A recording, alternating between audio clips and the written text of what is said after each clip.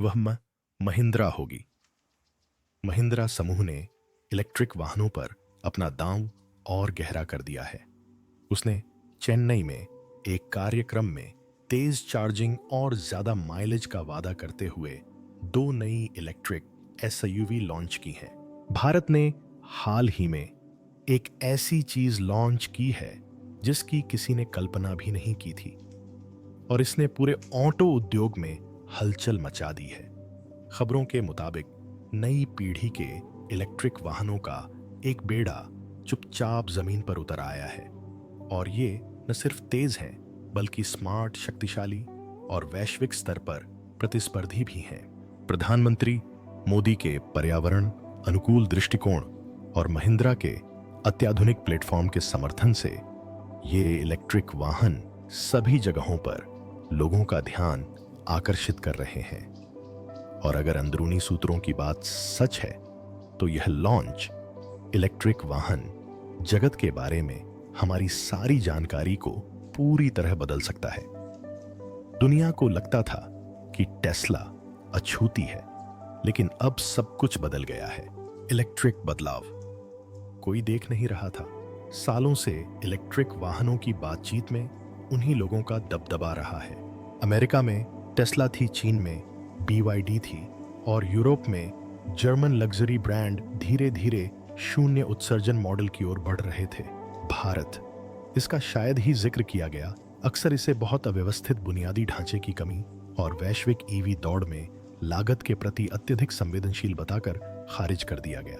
लेकिन जब बाकी सब कहीं और देख रहे थे, पृष्ठभूमि में कुछ चुपचाप बन रहा था। महिंद्रा एक जाना पहचाना नाम, लेकिन अंतर्राष्ट्रीय स्तर पर अक्सर नजरअंदाज, धीरे धीरे बदलाव की दिशा में काम कर रहा था।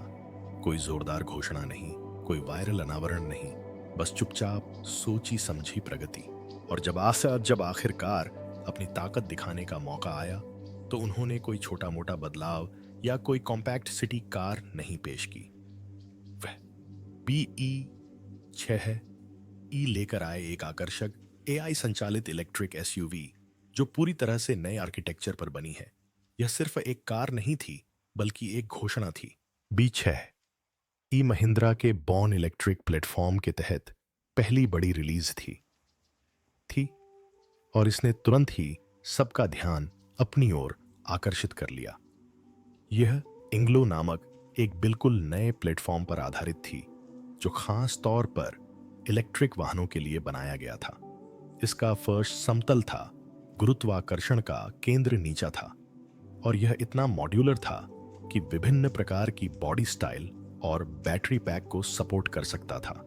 संक्षेप में, यह एक ऐसा प्लेटफॉर्म था जो दुनिया के सर्वश्रेष्ठ प्लेटफॉर्म को टक्कर दे सकता था।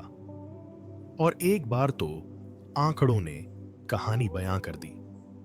310 मील तक की वास्तविक रेंज, तेज चार्जिंग क्षमता और एक आकर्षक भविष्योन्मुखी डिजाइन जो भारतीय सड़कों पर या ज्यादातर सड़कों पर किसी और चीज जैसा नहीं दिखता था। लेकिन हार्डवेयर के अलावा इस लॉन्च को इतना प्रभावशाली बनाने वाली बात थी इसका समय।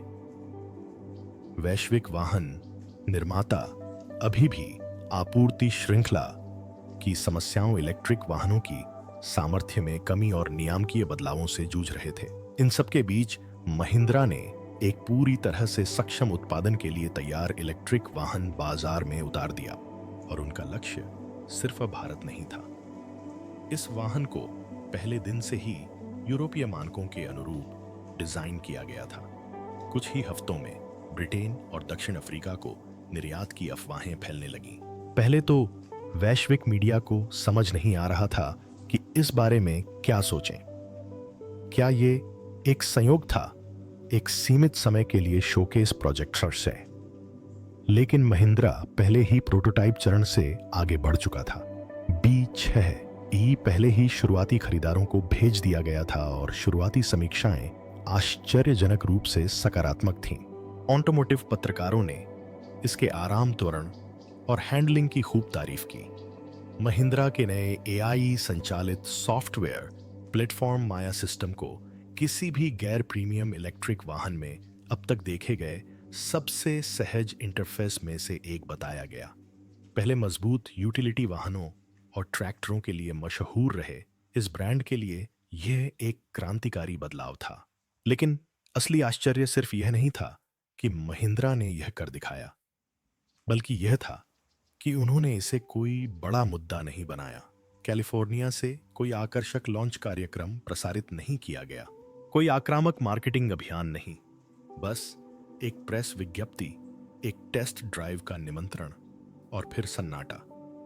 ऐसा सन्नाटा जो आपको शक में डाल दे, क्योंकि अगर महिंद्रा ने यह कर दिखाया था और वो इस बारे में इतना चुप था, तो फिर वो और क्या कर रहा था, ये सवाल अभी भी बना हुआ है। खासकर तब जब XUV.E9 कुछ हफ्तों बाद सड़कों पर दिखाई दी। लेकिन ये एक अलग कहानी है। फिलहाल यही मायने रखता है। खेल बदल चुका था। भारत अब इलेक्ट्रिक वाहनों के क्षेत्र में बदलाव में सिर्फ पीछे की सीट पर बैठा यात्री नहीं था, वह कुछ ऐसा बना रहा था जो प्रभावशाली हो। और दुनिया तैयार हो या न हो, देश ने वैश्विक ऑटो पदानुक्रम को हिला देने की दिशा में अपना पहला वास्तविक प्रयास तो कर ही दिया था। लेकिन एक मोड़ यह था कि यह तो बस पहला चरण था थी और अगला चरण किसी के अंदाजे से भी ज्यादा करीब आ चुका था। B6E वो SUV जिसने भारत की दिशा बदल दी। B6E सिर्फ एक नया मॉडल नहीं था, यह एक SUV के रूप में लिपटी एक रणनीतिक उथल-पुथल थी। जब महिंद्रा ने इसे पेश किया तो पहली प्रतिक्रिया अविश्वास की थी। क्या यह वाकई एक भारतीय कार थी? क्या यह वाकई एक ऐसे ब्रांड से आ रही थी जो कभी मजबूत उपयोगिता और व्यावहारिकता के लिए जाना जाता था? क्योंकि B6E न सिर्फ अलग दिखती थी, बल्कि ऐसा लगता था जैसे यह 5 साल बाद से उतरी हो। इंग्लो प्लेटफॉर्म पर बनी B6E भारत की पहली पूरी तरह से इलेक्ट्रिक SUV थी, जिसे बिल्कुल नए सिरे से डिजाइन किया गया था। यह किसी मौजूदा आंतरिक दहन मॉडल का रूपांतरण नहीं था। यह अंतर ज्यादातर लोगों की समझ से कहीं ज्यादा मायने रखता था। जहां कई वैश्विक ब्रांड अभी भी इलेक्ट्रिक वाहनों के पुर्जों के साथ काम करने के लिए गैस कार प्लेटफॉर्म में बदलाव कर रहे थे, वहीं महिंद्रा के इंजीनियरों ने इस समझौते से परहेज किया। नतीजा एक हल्का, ज्यादा संतुलित ढांचा, एक सपाट केबिन फ्लोर, एक बढ़ा हुआ व्हील बेस जिससे इंटीरियर लगभग एक लाउंज जैसा लगता था, और डिजाइन लाइनें ऐसी थीं मानो किसी कॉन्सेप्ट कार की हों। बस फर्क इतना था कि यह कार पहले से ही शोरूम में थी।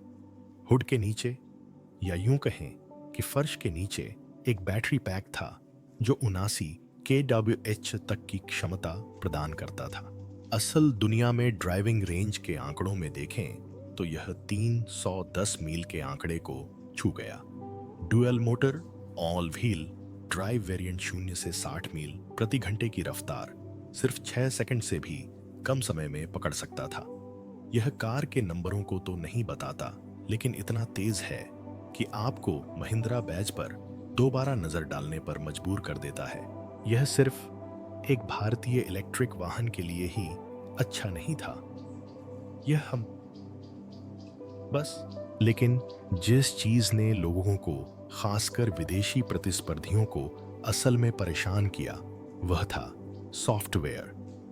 B6E ने दुनिया को महिंद्रा के नए AI ऑपरेटिंग सिस्टम माया से परिचित कराया। निजीकरण और मशीन लर्निंग पर ध्यान केंद्रित करके बनाया गया माया ड्राइविंग पैटर्न के अनुकूल था, ऊर्जा उपयोग को समायोजित करता था और यहां तक कि आवाज और हाव भाव के आदेशों का भी जवाब देता था। इसने भारत के बढ़ते 5G इंफ्रास्ट्रक्चर के साथ मिलकर लाइव ट्रैफिक, मौसम और रेंज ऑप्टिमाइजेशन डेटा को सिंक किया। एक ऐसी कंपनी के लिए जिसे कभी तकनीकी महाशक्ति नहीं माना गया था, इस स्तर का एकीकरण एक झटके की तरह था। और यह सिर्फ तकनीक के लिए तकनीक नहीं थी। माया ने लोगों के कार्य के साथ व्यवहार करने के तरीके को सक्रिय रूप से आकार दिया। यह बैटरी बचाने के लिए व्यस्ततम ट्रैफिक घंटों में आपको शांत सड़कों पर भी ले जा सकती थी। यह यात्री के इतिहास के आधार पर HVAC सिस्टम को अनुकूलित कर सकती थी। यह आपके स्मार्टफोन के साथ भी जुड़कर आपकी प्लेलिस्ट, कैलेंडर अपॉइंटमेंट और पसंदीदा तापमान सेटिंग्स याद रखता था। यह कोई कार नहीं थी, यह एक इंटरफेस था। डिजाइन के लिहाज से BE-6E स्पष्ट रूप से अंतर्राष्ट्रीय रुझानों से प्रभावित थी, लेकिन यह नकलची बनने से बचती रही। ढलानदार छत, फ्लोटिंग LED DRL और आक्रामक रियर स्टाइलिंग ने इसे एक स्पोर्टी प्रीमियम लुक दिया जो किसी भी यूरोपीय डीलरशिप में बेमेल नहीं होता। लेकिन इस्तेमाल की गई सामग्री स्थायी रूप से प्राप्त शाकाहारी अनुकूल और आश्चर्यजनक रूप से परिष्कृत ने विश्वसनीयता की एक नई परत जोड़ दी। महिंद्रा नकल करने की कोशिश नहीं कर रहा था, महिंद्रा फॉर्मूला बदल रहा था, और कीमत शायद यही सबसे चौंकाने वाली बात थी। पश्चिमी और चीनी बाजारों की तुलना में काफी कम कीमत पर उपलब्ध BE-6E1 पूरी तरह से सुसज्जित इलेक्ट्रिक SUV थी, जिसकी कीमत ने वैश्विक वाहन निर्माताओं को पसीने से तरबतर कर दिया। कुछ ही समय बाद कुछ चुनिंदा यूरोपीय और दक्षिण अफ्रीकी बाजारों में इसके निर्यात की खबरें आने लगीं। अगर महिंद्रा इनका बड़े पैमाने पर उत्पादन कर पाता और गुणवत्ता बनाए रख पाता, तो ये मौजूदा कंपनियों के लिए एक गंभीर समस्या बन जाती, खासकर उन बाजारों में जहां लागत और दक्षता ही सब कुछ थे। इतना सब होने के बावजूद महिंद्रा जश्न नहीं मना रहा था। कोई अति उत्साही मार्केटिंग अभियान नहीं, कोई एलन शैली की बहादुरी नहीं, बस एक शांत आत्मविश्वास, एक तरह आज तरह का अभी भी काम नहीं हुआ वाला रवैया।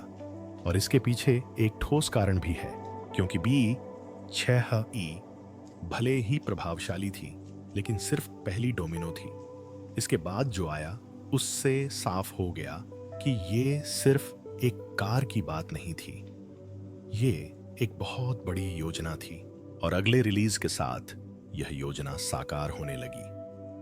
XUV E9 घरेलू से वैश्विक मानक तक, BE-6E ने लोगों को उत्सुक कर दिया। XUV इन 9 ने उन्हें स्तब्ध कर दिया। महिंद्रा अब सिर्फ अपनी इलेक्ट्रिक ताकत का प्रदर्शन नहीं कर रहा था, वह दुनिया को दिखा रहा था कि भारत एक वैश्विक लग्जरी ब्रांड के आत्मविश्वास के साथ एक उच्च तकनीक वाली, उच्च प्रदर्शन वाली इलेक्ट्रिक SUV बना सकता है। ये कोई संयोग नहीं था, ये एक सोची समझी बढ़त थी। अगर BE-6E भारतीय इलेक्ट्रिक कार को नए सिरे से परिभाषित करने वाली थी, तो XUV9 एक बिल्कुल अलग ही लीग में कदम रखने वाली थी। यह महिंद्रा द्वारा पहले बनाई गई किसी भी कार जैसी नहीं लग रही थी। दरअसल यह भारत में पहले बनाई गई किसी भी कार जैसी नहीं लग रही थी। एक बोल्ड, फ्यूचरिस्टिक कूपे SUV जिसमें चौड़ी रूफलाइन, शार्प LED लाइटिंग और आक्रामक लुक था। इसे किसी जर्मन कार निर्माता द्वारा छेड़ा गया कॉन्सेप्ट समझ लिया जा सकता था, लेकिन यह तो पहले ही सड़कों पर आ चुका था। 2026 में नहीं, अब आगे से इसकी पूरी चौड़ाई वाली LED बार इसे एक आकर्षक रूप देती थी। स्प्लिट हेडलैम्प डिजाइन ने इसे एक आधुनिक रूप दिया, और एयरोडायनामिक्स सिर्फ दिखावे के लिए नहीं थे। हर मोड़ को वास्तविक दुनिया की दक्षता के लिए अनुकूलित किया गया था। लेकिन XUV9 को सिर्फ उसका रूप रंग ही नहीं, बल्कि उसकी सोच भी अलग बनाती है। केबिन के अंदर महिंद्रा ने बुद्धिमत्ता को दोगुना कर दिया है। डैशबोर्ड मूलतः एक ही डिस्प्ले था। सामने की तरफ फैली 3 स्क्रीन एनरियल इंजन विजुअल्स से संचालित, और over the air software drops के जरिए अपडेट किया गया। लेकिन यह बनावटी नहीं था, इसे कार्यक्षमता निजीकरण और अनुकूलनशीलता के लिए बनाया गया था। ड्राइवर को सिर्फ डेटा ही नहीं दिया गया, बल्कि कार ने उसकी व्याख्या की, उसके अनुसार समायोजन किया और यह सुनिश्चित किया कि आपके रेंज पूर्वानुमान से लेकर आपकी स्पॉटिफाई प्लेलिस्ट तक सब कुछ आपके पूछने से पहले ही संभाल लिया जाए। इस अनुभव के मूल में महिंद्रा का माया एआई सिस्टम था, जिसे अब इस आकार और श्रेणी के वाहन के लिए बेहतर बनाया गया है।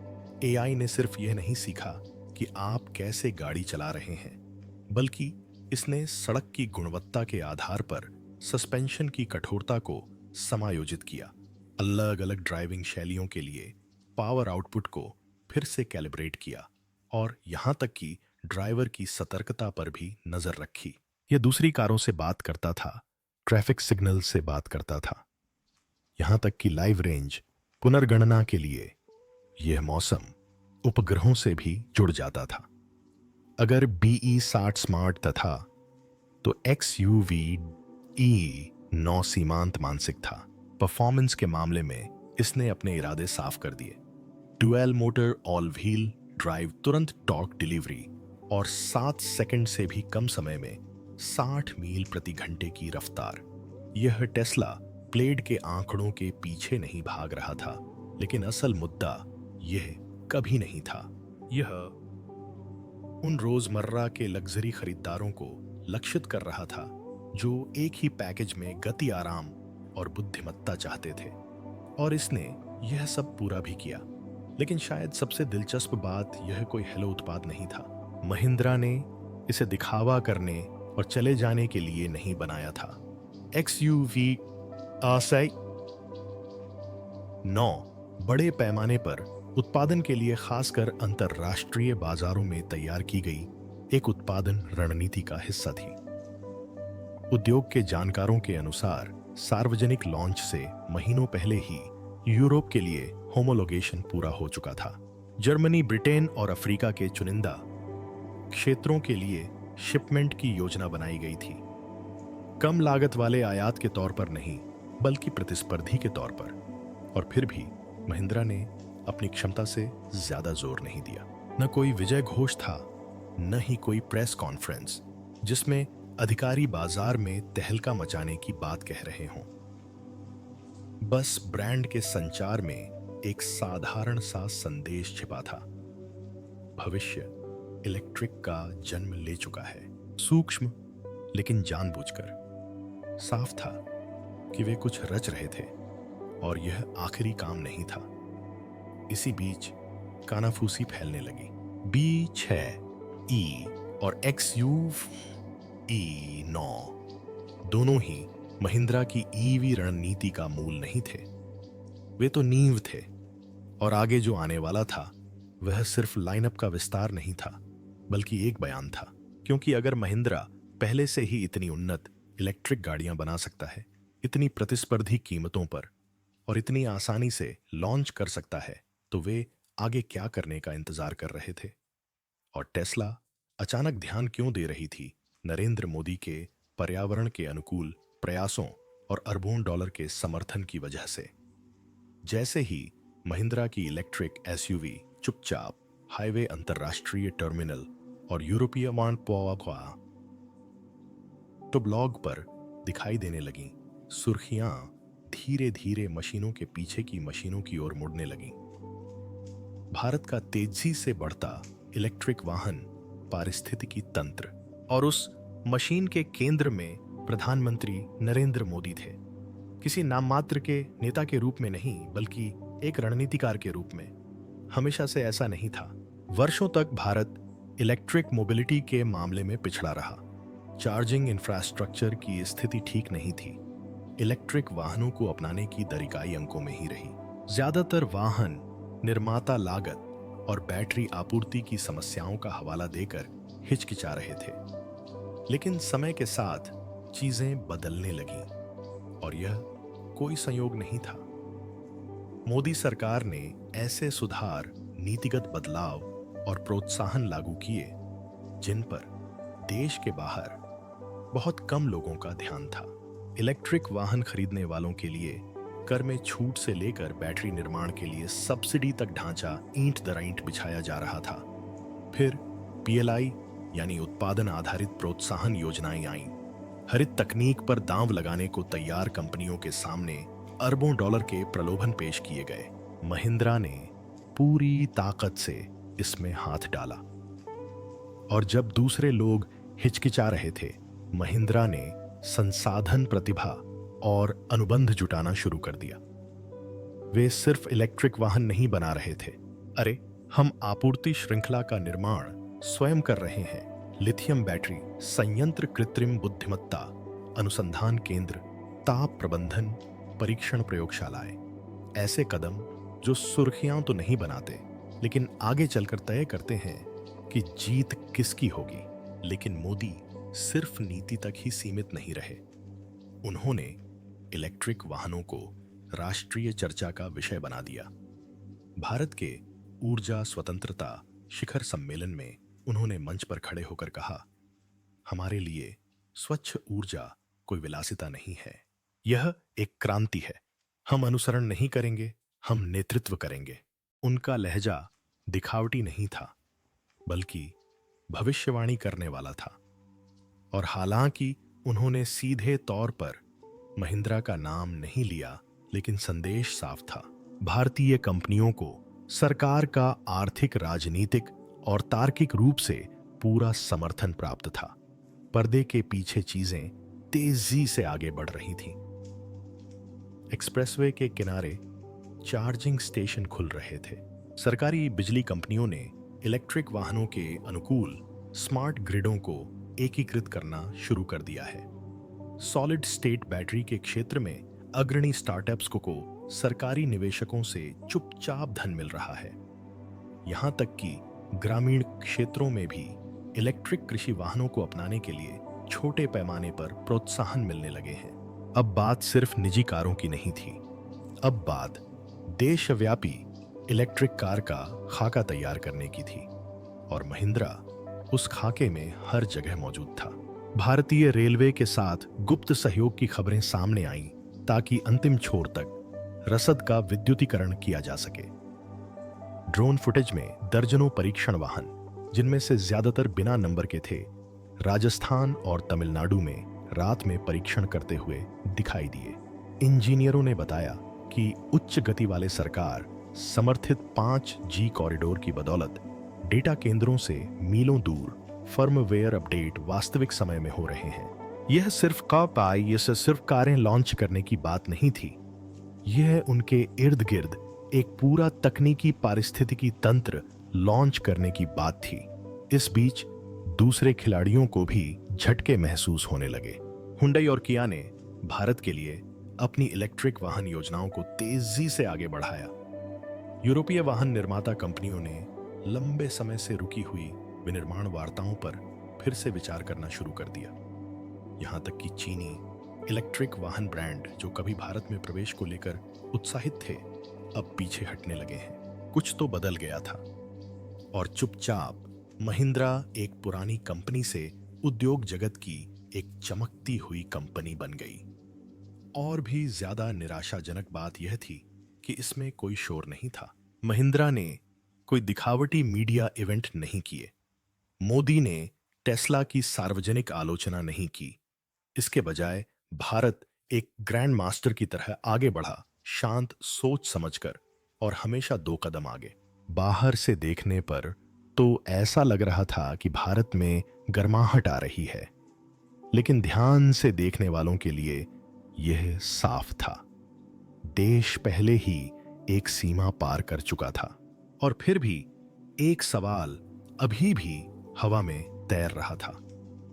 अंतर्राष्ट्रीय बाजारों में मंदी के बावजूद महिंद्रा और मोदी इतने शांत क्यों थे? क्या अभी कोई और रास्ता छिपा था? क्योंकि अगर B6E और XUV.E 9 सिर्फ शुरुआती प्रदर्शन थे, तो मुख्य आयोजन तो कुछ ऐसा होना ही था जिसके लिए उद्योग तैयार नहीं था।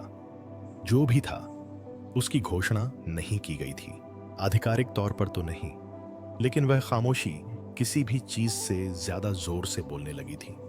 वैश्विक ऑटो बाजार अचानक असहज हो गया जब तक महिंद्रा की B6E ऑन SUV E9 दोनों सड़कों पर थीं और महाद्वीपों के बीच सकारात्मक प्रचार पा रही थीं, तब तक कुछ बदलाव शुरू हो गया था, न केवल भारत में बल्कि जर्मनी, डेट्रॉइट और शंघाई के बोर्डरूम में भी।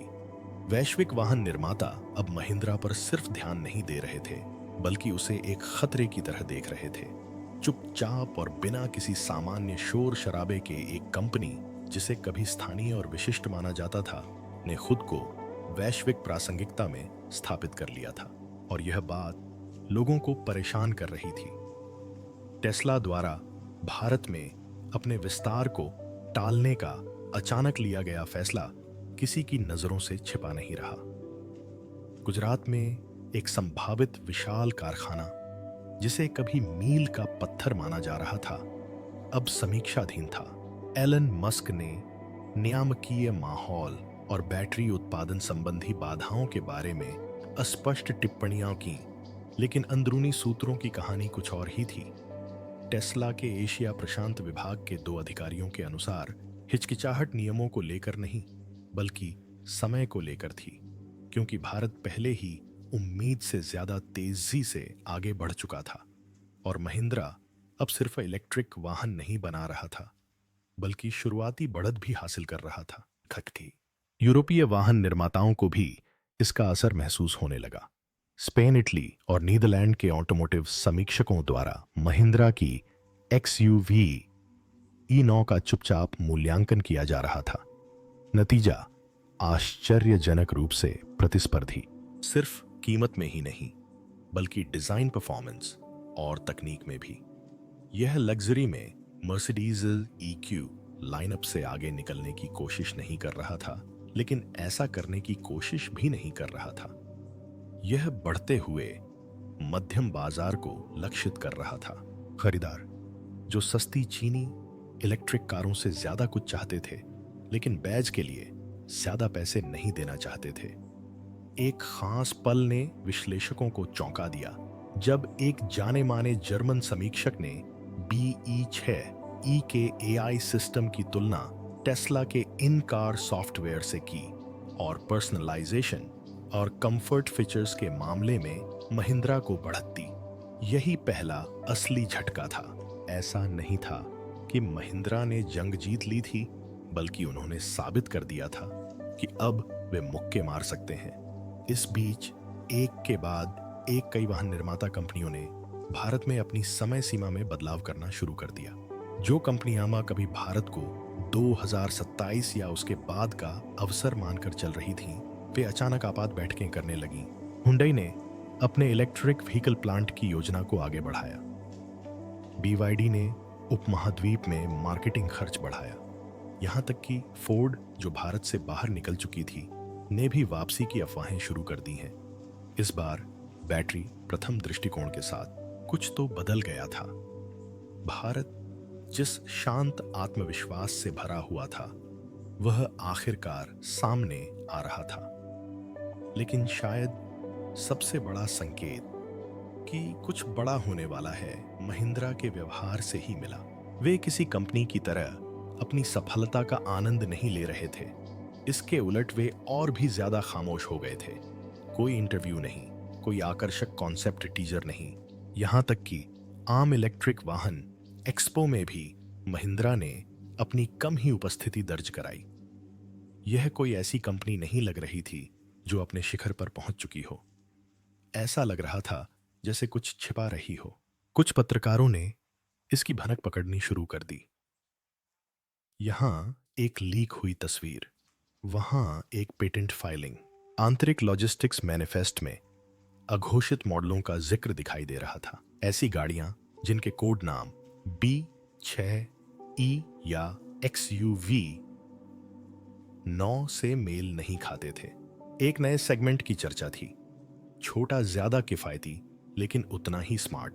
और फिर ड्रोन संगत तकनीक से लैस एक दमदार इलेक्ट्रिक कार के ऑफ रोडिंग के लिए बनाए जाने की अफवाहें भी उड़ी।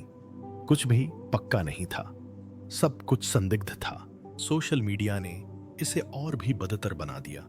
महिंद्रा के चेन्नई प्लांट के पास एक अज्ञात एसयूवी की धुंधली तस्वीर सामने आई जिसे छद्म आवरण में लपेटा गया था, जिससे अटकलों का बाजार गर्म हो गया। कुछ लोगों ने कहा कि यह B-5 कॉन्सेप्ट का प्रोडक्शन रेडी वर्जन है। कुछ लोगों का मानना था कि यह बिल्कुल नई बात है। बहरहाल महिंद्रा ने कोई टिप्पणी नहीं की और फिर कुछ ही दिनों बाद सीईओ को केंद्र सरकार के अधिकारियों के साथ एक बंद कमरे में हुई बैठक से बाहर निकलते हुए देखा गया। जब पत्रकारों ने उनका बयान लेने की कोशिश की तो उन्होंने बस इतना कहा, कुछ फैसलों की घोषणा जरूरी नहीं होती, वे खुद ही बोलेंगे। उस समय यह सवाल ही नहीं रहा कि क्या महिंद्रा कोई और कदम उठाने की तैयारी कर रहे हैं। ऐसा तब हुआ जब और सिलिकॉन वैली से लेकर स्टटगार्ट तक बाकी उद्योग जगत के पास इसके लिए तैयार रहने के अलावा कोई विकल्प नहीं था, क्योंकि सन्नाटा खत्म हो रहा था। और जब ऐसा हुआ तो जोरदार लॉन्चिंग होनी ही थी। चेन्नई से आ रही रिपोर्टों के अनुसार और उद्योग के कई अंदरूनी सूत्रों द्वारा पुष्टि की गई है, भारत ने आधिकारिक तौर पर अगली पीढ़ी के इलेक्ट्रिक वाहनों की एक नई लहर शुरू कर दी है, जिसने वैश्विक ऑटो उद्योग में हलचल मचा दी है। महिंद्रा की नवीनतम कारों XUV 3, XOEV XEV 7, EEB 5 और ऑफ रोडिंग के लिए तैयार। B.Rowley के नेतृत्व में इस लाइनअप का अनावरण कथित तौर पर इस सप्ताह की शुरुआत में एक सरकारी समर्थित कार्यक्रम में बंद दरवाजों के पीछे किया गया, जिसमें वरिष्ठ कैबिनेट अधिकारियों और चुनिंदा वैश्विक निवेशकों ने भाग लिया। इस कार्यक्रम की जानकारी रखने वाले सूत्रों ने इस रोलआउट को एक रणनीतिक बदलाव बताया है, जिसमें न केवल नए वाहनों की लॉन्चिंग बल्कि यूरोप, दक्षिण पूर्व एशिया और अफ्रीका को लक्षित करते हुए एक पूर्ण पैमाने पर विनिर्माण और निर्यात योजना शामिल है। ये सभी वाहन कथित तौर पर महिंद्रा के मॉड्यूलर इंग्लो प्लेटफॉर्म पर निर्मित हैं, जिनमें उन्नत AI संचालित कॉकपिट, दोहरे मोटर वाले वेरिएंट और 350 मील से अधिक की वास्तविक रेंज शामिल होने की बात कही गई है। माना जा रहा है कि चारों मॉडल अल्ट्रा फास्ट चार्जिंग तकनीक को सपोर्ट करते हैं, जो 18 मिनट से भी कम समय में 20% से 80% तक चार्ज करने में सक्षम है। XUV 3 XOEV, जिसे एक मास मार्केट कॉम्पैक्ट SUV के रूप में पेश किया गया है, कथित तौर पर प्रतिस्पर्धी स्पेसिफिकेशंस के साथ साथ कीमत में Hyundai Kona EV और BYD Atto IT जैसी प्रतिद्वंद्वियों से 15 तक कम है। इस बीच ट्रिपल स्क्रीन डिजिटल लेआउट वाली एक बड़ी 7 सीटर SUV XEV 7EE को काफी कम कीमत पर मॉडल Y का महिंद्रा का जवाब बताया जा रहा है। लेकिन ऐसा लगता है कि B5 और B.Rowley ने सबसे ज्यादा ध्यान खींचा है। आंतरिक विशिष्टताओं से परिचित विश्लेषकों के अनुसार B5 एक भविष्योन्मुखी डिजाइन और स्मार्ट केबिन इंटरफेस वाली एक परफॉर्मेंस कूपे SUV है, जिसे MIA's AI ऑपरेटिंग सिस्टम का उपयोग करके पूरी तरह से कंपनी में ही डिजाइन किया गया है। दूसरी ओर B.Rowley कंपनी की पहली विशेष रूप से निर्मित इलेक्ट्रिक ऑन-ऑफ रोडर है, जिसमें डुअल मोटर AWD एनुकुली टेरेन रिस्पांस और उन्नत नेविगेशन के लिए एकीकृत ड्रोन डिप्लॉयमेंट सुविधाएं हैं। उद्योग जगत के जानकारों को इस लॉन्च के पैमाने और समन्वय ने विशेष रूप से चकित कर दिया है।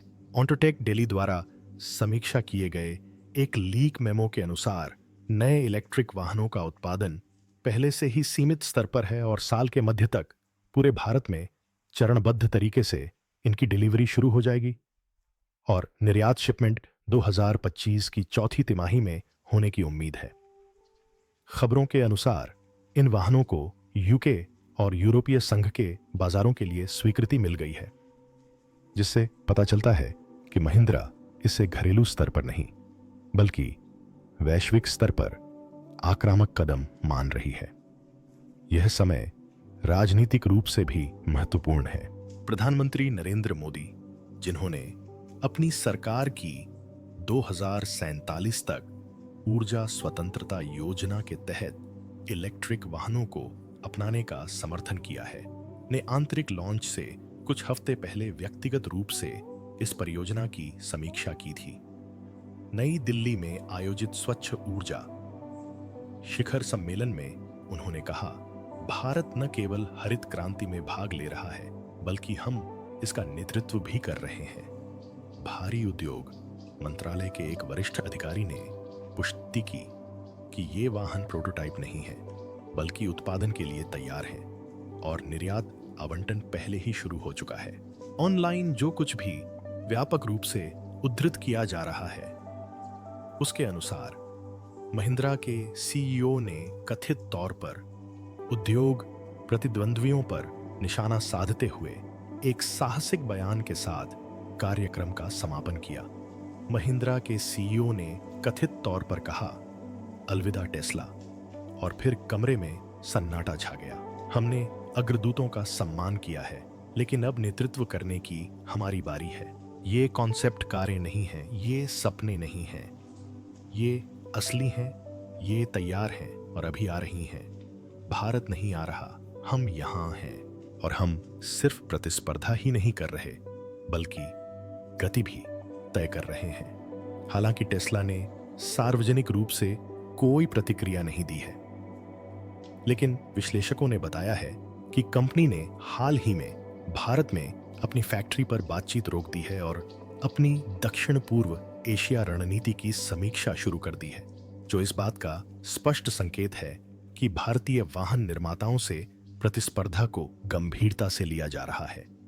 पायलट बेड़े और परीक्षण भागीदारों से मिली शुरुआती प्रतिक्रिया के अनुसार नए मॉडल सवारी की गुणवत्ता, बैटरी इंटेलिजेंस और एकीकृत एआई सेवाओं जैसे क्षेत्रों में वैश्विक मानकों के बराबर या उनसे आगे हैं। एक अंदरूनी सूत्र ने बताया, यह पहली बार है जब किसी भारतीय वाहन निर्माता ने एक साथ ही एक नहीं बल्कि 4 वैश्विक रूप से व्यवहार्य इलेक्ट्रिक वाहन लॉन्च किए हैं। यह सिर्फ उत्पाद का खेल नहीं, बल्कि एक शक्तिशाली कदम है।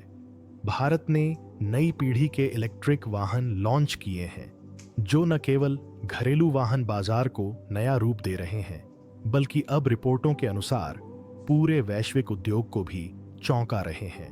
खामोश महत्वाकांक्षाओं का युग अब खत्म हो चुका है। आगे जो कुछ भी होगा वह इलेक्ट्रिक वाहनों की दौड़ को हमेशा के लिए बदल सकता है।